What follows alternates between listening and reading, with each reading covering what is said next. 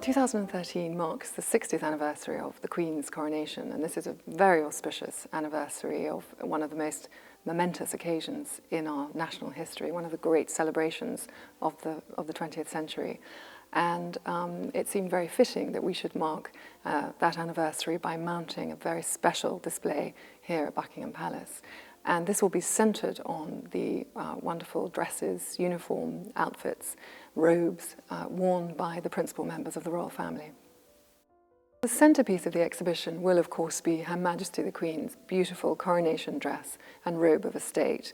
The dress, designed by Norman Hartnell, which incorporates national and Commonwealth emblems, is a really fantastic piece of couture.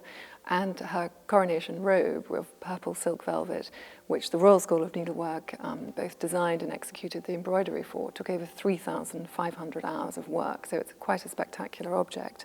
And alongside that will be the outfits of other key members of the royal family who attended the coronation, including, of course, Her Majesty the Queen's children, Prince Charles and Princess Anne.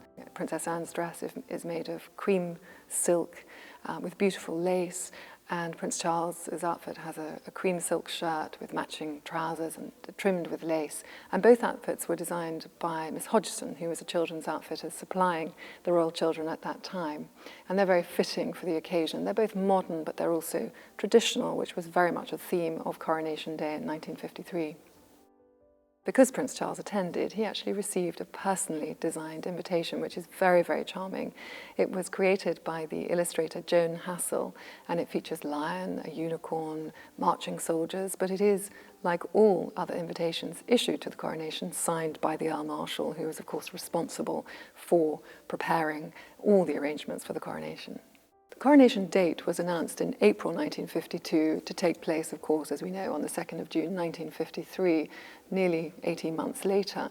And this was because an event of this scale and this complexity really required so much planning and so much effort to put everything together from every single aspect, both from the perspective of Buckingham Palace, but also, of course, all the planning and building that needed to take place at Westminster Abbey and, of course, along the processional route, and indeed to make all the arrangements for the foreign heads of state and other dignitaries who needed to attend. Buckingham Palace, as very much one of the key focal points of the day, featured in so many different ways. We've mentioned about the balcony appearances, the wonderful processions setting off and returning, but visitors, as they walk through the staterooms, will actually be walking through so many of the spaces that were used. The throne room, of course, where we're seated now, used for the group portraits which were taken on the dais behind me.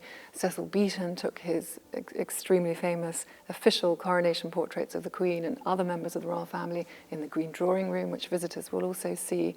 And they'll also see works of art and paintings hanging in the staterooms which record that day.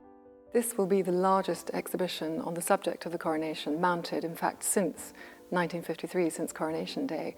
And so it's a very, very unique experience for visitors to Buckingham Palace to be able to see these objects brought together again 60 years later.